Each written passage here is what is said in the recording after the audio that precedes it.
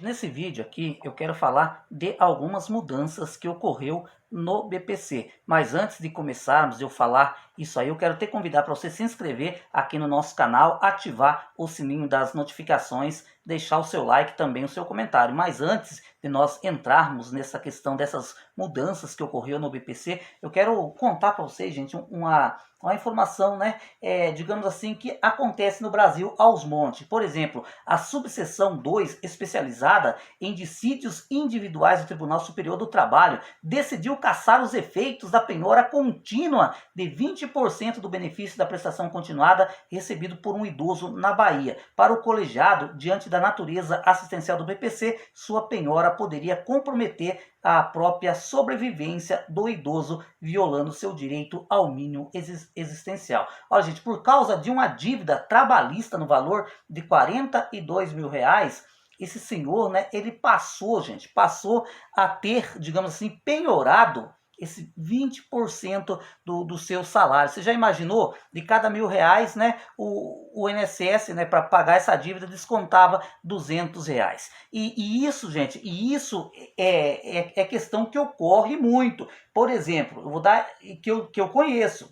Tem pessoa aqui, né, recebia o BPC por certo tempo e daí de repente o INSS suspendeu o benefício, né, porque alegou que a pessoa tinha conseguido o benefício de maneira fraudulenta, né? E aí o que aconteceu?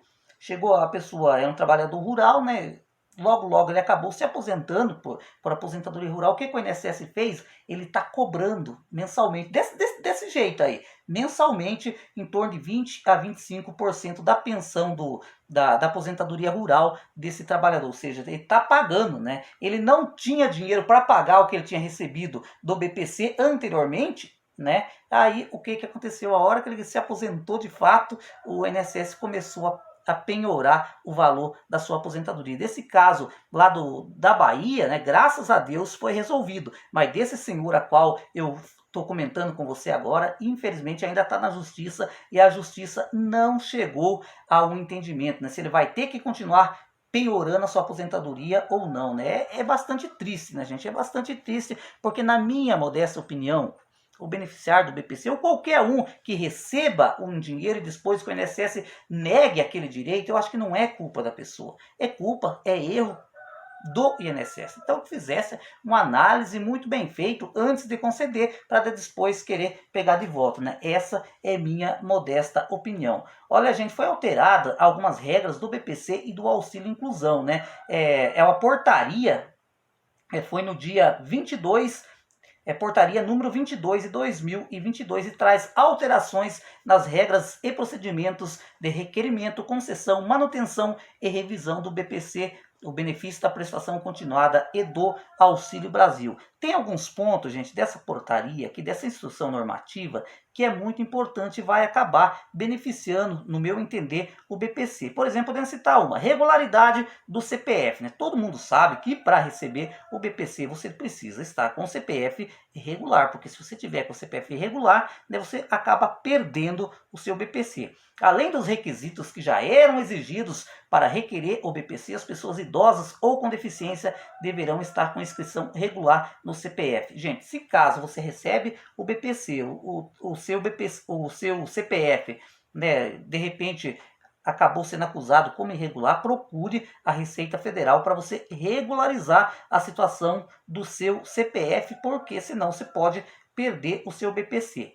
E sobre a questão da atividade remunerada, de repente beneficiários do BPC está fazendo algum trabalho e está recebendo algum tipo de dinheiro. Olha, o fato de o requerente passar a exercer atividade remunerada declarada no cadastro único não será mais considerada forma isolada para indeferir ou suspender o BPC. O valor percebido nessa atividade deverá ser analisado a fim de compor o cálculo da renda familiar mensal per capita. De repente, a pessoa que recebe BPC, né, tá ganhando aí uns 250, R$ 300, né, algum trabalho remunerado, e ele declarou lá no CRAS. Talvez só essa grana que ele esteja recebendo, né, remunerado, ele não será o necessário para suspender o BPC, será analisado. Se assim, né, pega por exemplo, o que eles vão fazer? Vai pegar essa renda que você está recebendo de maneira remunerada, mais a renda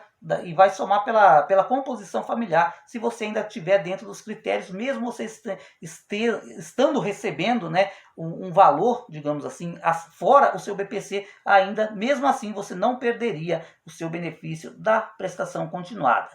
Comprovação da deficiência, gente, isso aqui é muito importante, porque quem prova se a deficiência te impede de você trabalhar normalmente não é eu, não é seu vizinho, não é ninguém. Às vezes a pessoa tem uma certa deficiência, acha que tem direito ao BPC, mas não tem, né? Porque a prerrogativa de dizer se aquela deficiência dá direito ao BPC é único e exclusivamente do médico perito do INSS. As avaliações para comprovação da deficiência e condições sociais, além de serem realizadas pelo Serviço Social do INSS e pela Perícia Médica Federal, passam o poder a ser feita com outros equipamentos da rede social, mediante parceria a serem celebradas pelo INSS sob supervisão, né? Ou seja, eles vão humanizar um pouquinho mais essa questão, né, da avaliação social e da perícia médica do INSS.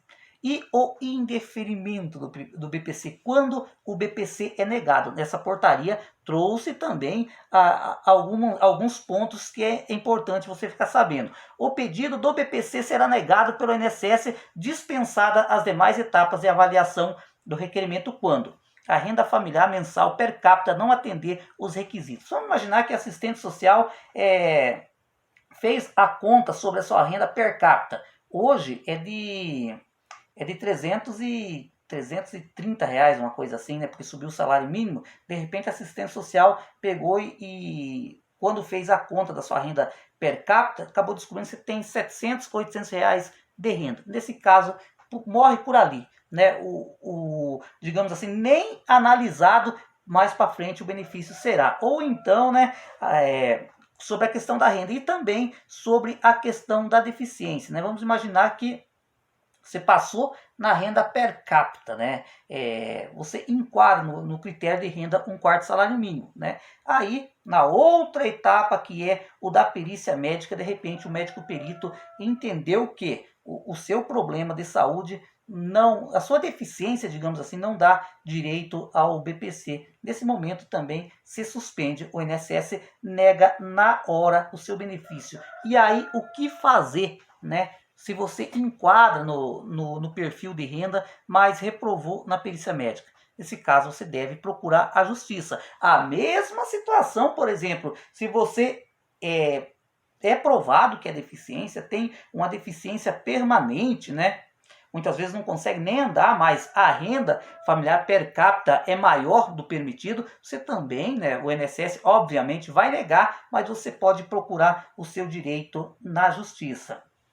Morte do requerente do BPC. Caso o requerente, né, que comprovadamente atendeu a todos os requisitos do benefício, venha a óbito antes da concessão ou do pagamento da primeira prestação do BPC, os valores devidos poderão ser pagos aos herdeiros, né? Vamos imaginar que, né, o beneficiário do BPC morreu, né, antes de receber a primeira prestação. Daí, quando sair essa prestação, os valores devidos poderão ser pagos aos herdeiros, né? Vai repartir o dinheiro entre irmãos, pais e mães. Descontos no BPC. O valor do BPC não está sujeito a descontos de débitos originários de benefícios previdenciários recebido indevidamente. Foi retirada a vedação do desconto do empréstimo consignado. Ou seja, segundo essa portaria, né, vai ser só descontado mesmo o dinheiro da questão do empréstimo consignado. E a mudança do BPC para o auxílio inclusão. Se constatar o exercício de atividade remunerada por parte da pessoa com deficiência, o INSS deverá verificar se o beneficiário do BPC atende os critérios de acesso ao auxílio inclusão, né? E inclusive, gente, de maneira automática, né? Vamos imaginar que, de repente, o beneficiário do BPC arrumou trabalho, né? Arrumou um trabalho, ele está ganhando R$ 1.400 por mês e não comunicou o INSS. A gente sabe que o INSS fica em constante cruzamento de dados do INSS. Poxa, meu Deus do céu, o Joãozinho arrumou emprego e não contou para a gente, né? Por essa portaria, o que o INSS vai fazer? rapidamente, né, ele vai analisar os critérios, se o Joãozinho atende os critérios de renda. Se o Joãozinho atender os critérios de renda, automaticamente ele vai cortar o BPC e conceder de maneira automática o auxílio inclusão, né? Mas só que o Joãozinho será comunicado. De repente o Joãozinho vai receber uma cartinha do INSS. Olha, Joãozinho, olha só o que você fez, rapaz. Você começou a trabalhar, né? Não comunicou o INSS bonitinho, você, né, recebeu o salário da empresa onde você arrumou o seu trabalho e mais o BPC. Mas agora, não vai ser desse jeito, não. Você vai receber agora o auxílio inclusão, que é a metade de um salário mínimo. Ou seja, gente, essas mudanças, digamos assim, elas são boas, na minha opinião, principalmente na questão, né, da concessão do auxílio inclusão de maneira automática. Agora, imaginou que o INSS descubra que a pessoa está ganhando R$ 400, né? Uma comparação hipotética, né? Recebendo R$ 400, é óbvio que a pessoa não tem direito ainda ao auxílio inclusão. O INSS vai deixar assim, a pessoa vai receber esse R$ 400 mais o BPC. Agora, se a pessoa está recebendo um salário mínimo aí nesse caso o INSS vai tomar as medidas cabíveis, vai suspender o BPC e vai liberar de maneira automática o auxílio inclusão. Isso é muito bom, né? São algumas mudanças que essa portaria trouxe que, no meu entender, vai ajudar bastante os beneficiários do BPC, como no caso, né, de, por exemplo, a pessoa pediu o BPC e de repente faleceu. Aí, nesse caso, a família vai receber esse dinheiro, né, que infelizmente era para o portador de deficiência receber, mas infelizmente acabou falecendo antes de pôr a mão no dinheirinho.